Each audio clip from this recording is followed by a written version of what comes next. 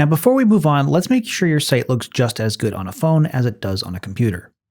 Click this little laptop icon in the top bar, and you can switch between desktop, tablet, and mobile views of your site. The good news is WordPress and Bluehost themes are already responsive, meaning your site automatically adjusts to fit smaller screens, so most of the time it just works. Just scroll through your site in the mobile view and check for anything that looks off. Text that's too big, images that look weird, or sections that feel cramped. Most of the time it'll be just fine, but it's worth a quick check. When you find something that's actually off, you can click on it to edit just like you would in the regular editor.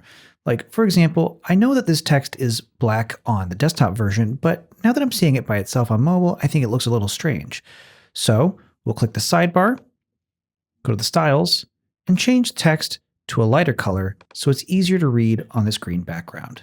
We could do the same thing for the button. And there we go. I recommend doing this at the very end once you're happy with how everything looks on desktop. When you're done, you can simply toggle back to the desktop view. And there we go.